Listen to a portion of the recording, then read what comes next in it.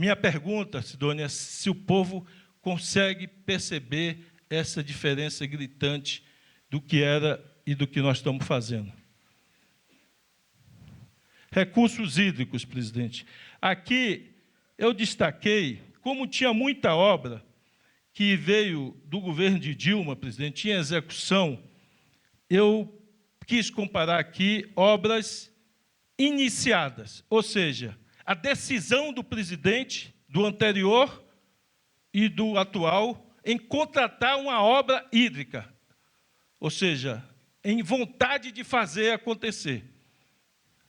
Porque pegar a obra em andamento do governo anterior não vale muito, tem que concluir, é evidente, mas não vale como iniciativa, liderança e vontade de fazer. Então, eu peguei o indicador, presidente, obras iniciadas. No período anterior, 19, 20 e 21, 3 obras de infraestrutura hídrica. No nosso, 35. Aqui são obras de maior tamanho e maior expressão de infraestrutura hídrica. São 3 obras contra 35 obras de infraestrutura hídrica iniciadas.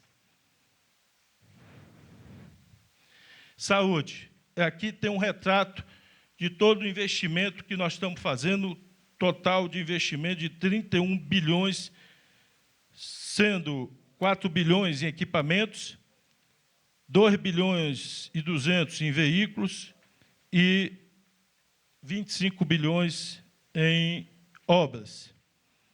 E aqui, presidente, de novo, eu faço a comparação. Quantidade de obras contratadas. No governo anterior, 219. No nosso governo, 3.201 obras contratadas no Ministério da Saúde. Aqui está a diferença de quem prioriza a saúde e de quem não prioriza a saúde pública do país. Educação, também nós estamos falando de um investimento de 24 bilhões de reais, distribuído em creches, ônibus e escolas, conforme a imagem aí traduz, eu não vou, para ganhar tempo, repetir aqui os números. E aqui, presidente, expansão histórica do investimento e da redução de déficit de vagas. Portanto, investimento contratado, 116% superior ao período anterior. Estou comparando 3 anos com 3 anos. 116% superior. E na educação superior e profissional juntos, são 5 bilhões de investimento. Portanto, no ensino superior, 116% de crescimento. No profissional e técnico, 242% de crescimento no investimento na educação de ensino técnico. Aqui, e aí saudando o ministro Renan, que também sai essa semana, o histórico de leilões, presidente. Então, 160 leilões em rodovias, ferrovias, portos e aeroportos. Ou seja, o gráfico fala e diz expressamente o trabalho dessa equipe que, com o limite orçamentário para fazer obra de OGU, ou mesmo de crédito para entes federados, optou por fazer concessões e PPPs. E aí está o crescimento do seu governo, que se traduz em investimento, em emprego, em capilaridade nas diversas regiões do país. E Silvio, cadê Silvio Costa? Eu não sei, injusto, que também sai comigo agora essa semana. O histórico de leilões aqui, 22 leilões de concessões já realizados desde 2023 e 13 leilões programados para esse ano de rodovia. Entre eles, espero o mais breve possível, a 116 lá na Bahia e a 324. Então, presidente, mais uma vez, Sidônio, o povo tem o direito de saber desses gráficos da comunicação, o povo quer saber. Rodovias.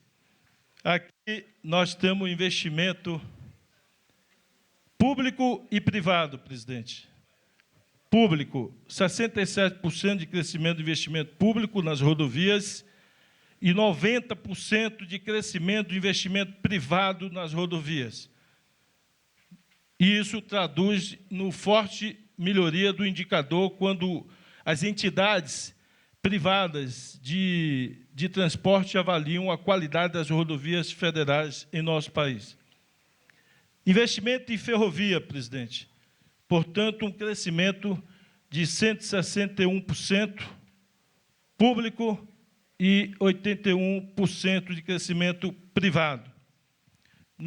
Agora, Silvio Costa, investimento dos aeroportos, também um crescimento de 60% do público e 101% no privado. E ontem, ou anteontem, tivemos o leilão de Guarulhos, Galeão, 3 bi e 200, foi isso? 3 bi? 2.900 bilhões de lance. Começou com 700, 950. Ou seja, 3 vezes mais, presidente. O que mostra o acerto da modelagem, o acerto do leilão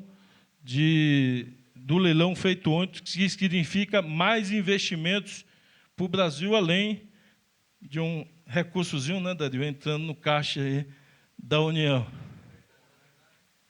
Portos, aqui também um crescimento, presidente, de investimento dos portos é muito expressivo, eu quero chamar a atenção da imprensa.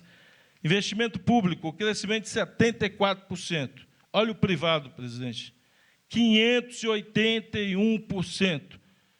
E eu vou dizer, investe em porto privado quem acredita na economia do país. Investe em porto, em aeroporto, quem acredita no crescimento da atividade econômica, quem acredita no crescimento das exportações e do comércio do Brasil. Para botar 45 bilhões de reais de investimento, é quem bota muita fé no seu governo, no seu planejamento e no crescimento do país. Só bota esse dinheiro privado, não precisa dizer, ninguém rasga dinheiro. Isso aqui é a expressão maior, na minha opinião, da confiança do mercado, que esse país vai crescer, exportação, vai crescer a atividade econômica e de que acredita no nosso Brasil. Hidrovias, também o crescimento dos investimentos, 83%. E aqui eu passo para a transição energética, os leilões, presidente, que também expressam o crescimento do investimento. Leilão de linha de transmissão, que já estão em execução, presidente, cresceu 4,1 vezes, 4 vezes mais leilões e investimentos em linha de transmissão, em valor. Em quilômetros, estamos falando de 3 vezes mais a quantidade de quilômetros de linha de transmissão. E acréscimo na capacidade de geração de 47%. E aí eu finalizo, presidente, dizendo que o Brasil não melhorou indicadores, mudou a trajetória, voltou a crescer, reduziu desigualdades, fortaleceu as instituições públicas e está construindo um futuro mais justo e sustentável para o povo brasileiro. É o governo Lula do lado do povo brasileiro. Que Deus nos abençoe. Muito obrigado, presidente, e até logo.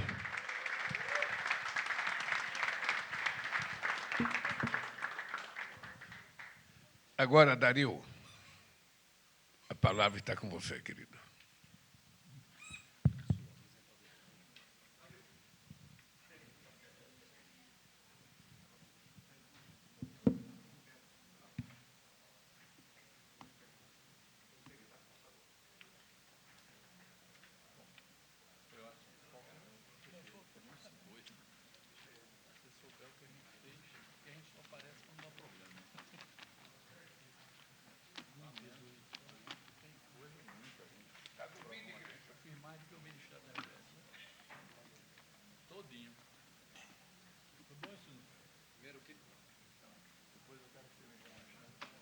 Primeiro, bom dia a todas e a todos. Presidente Lula, vou cumprimentar o senhor, em nome do senhor, cumprimentar todo mundo e dizer algumas coisas inicialmente, antes de passar brevemente a apresentação. Primeiro, presidente, que é um orgulho enorme para mim ser ministro da Fazenda, o que é uma honra grandiosa do seu governo, presidente. Cresci, estudei, construí família, acompanhando a sua trajetória, como exemplo de vida, como exemplo de liderança política para todos nós, e é um prazer muito grande servir ao governo do senhor e ao país. Começo dizendo isso. Em segundo lugar, eu preciso fazer uma menção também emocionada ao ministro Fernando Haddad, que foi, sem dúvida, o ministro da Economia mais exitoso, como o presidente Lula disse, da nossa história. Eu vou passar por alguns temas.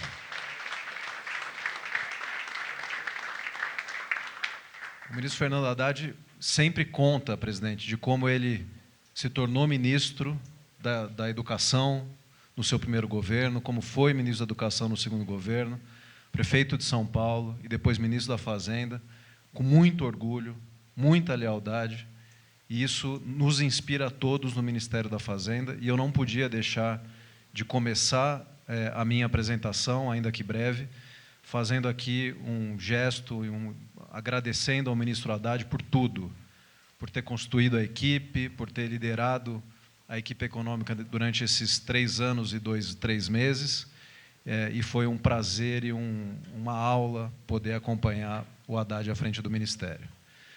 Em terceiro lugar, presidente, eu queria dizer aqui depois do Rui que, de alguma forma, eu represento os ministros que estão chegando. Faço aqui uma menção ao Bruno Moretti, o Bruno, que é um parceiro aqui de primeiríssima viagem, um dos melhores quadros que o país tem, mas, em nome do Bruno, também estendo aos demais novos ministros, e dizer a vocês que uma coisa que eu acredito muito é no trabalho em equipe. A gente precisa ter consciência de que sozinho a gente não faz nada.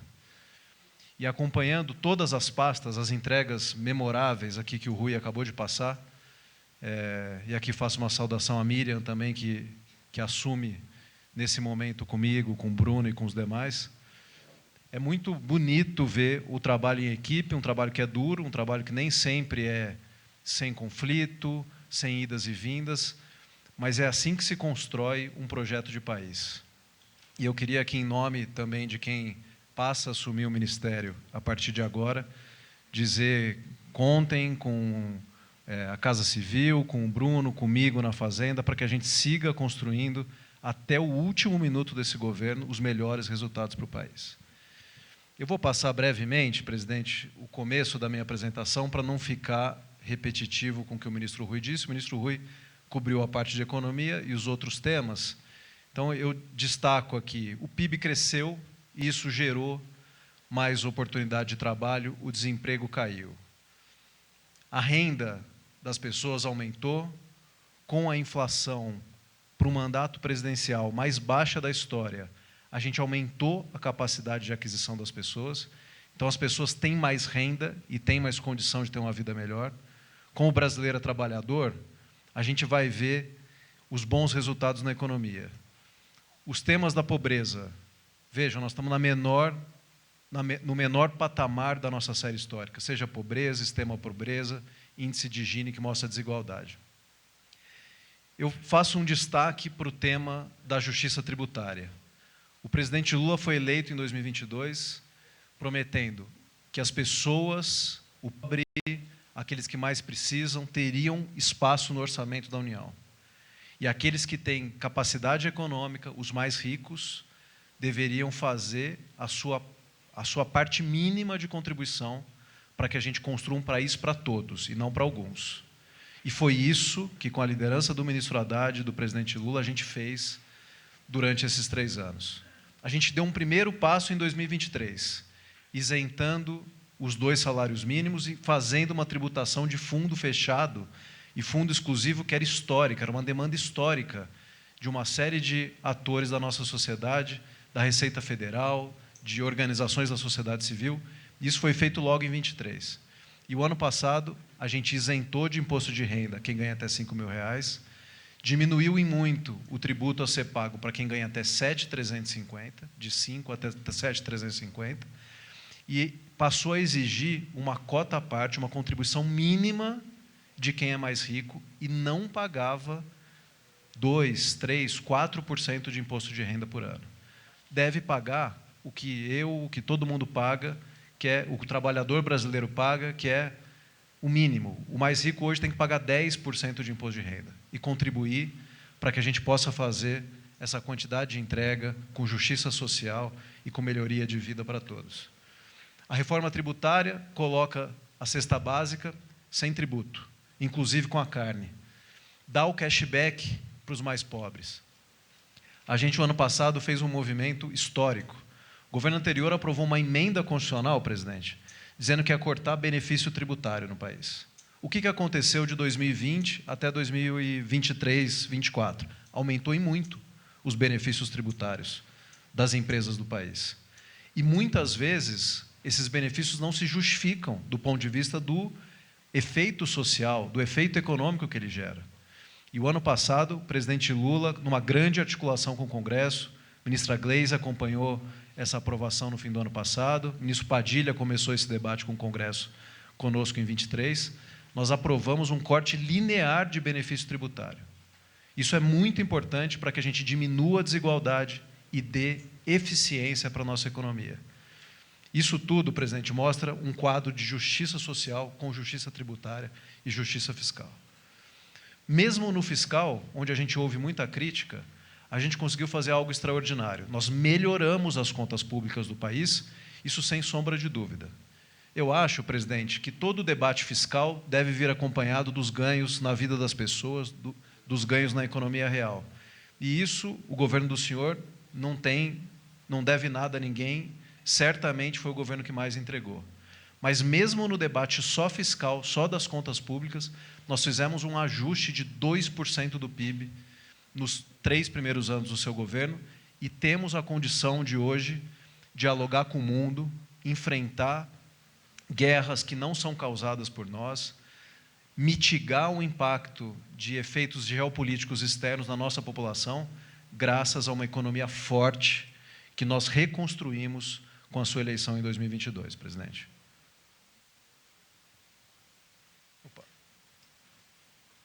Ministra Gleisi, ministro Padilha, a gente aprovou, só do ponto de vista da área econômica, mais de 70 propostas legislativas no Congresso, e aqui eu faço uma referência, um agradecimento ao nosso líder Jacques Wagner. Eu não vi se tem algum outro líder do Congresso aqui, mas Jacques, você representa a todos lá no Congresso. Muito obrigado pelo trabalho. E, presidente, antes de caminhar aqui para o fim, eu gostaria de propor 4 reflexões, que essas me parecem importantes e apontam e ajudam a iluminar a trajetória dos novos ministros e ministras que estão chegando. Aqui um abraço carinhoso a Fernanda Machiavelli, nova ministra do MDA. A gente vive um momento raro na nossa história, presidente. Quando que vocês lembram, quando que as senhoras e os senhores lembram da gente ter vivido um momento da economia em que a gente cresce de maneira sustentada, ano após ano? Nós estamos numa média de 3% de crescimento. Quando que a gente gera emprego como o presidente Lula gerou? Quando que a gente aumenta a renda das famílias como nós aumentamos agora? O maior patamar de renda da série histórica. O menor número de jovem nem, de desalentado da nossa série. E, ao mesmo tempo, com inflação na mínima histórica para o mandato presidencial. Isso é raro, isso não é comum. Eu convido vocês a refletirem na nossa história quando que nós vivemos um momento como esse. Mas não é só isso. Quando, presidente, que a gente tira o Brasil do mapa da fome, a gente está no menor índice de desigualdade da série histórica, e a nossa Bolsa de Valores bateu, durante vários dias, recorde histórico. As empresas brasileiras tiveram as suas ações de verdade apreciadas como merecem. O Brasil estava barato e o mundo reconheceu isso. Então, a gente está fazendo um governo para todos. Outra pergunta. O governo federal, que é o que mais fez concessão na área de infraestrutura, da história, o ministro Rui mostrou agora, ministro Silvio e Renan, mas, ao mesmo tempo, não pegou a bola só para ele. Os estados e os municípios, como também o ministro Rui mostrou, tiveram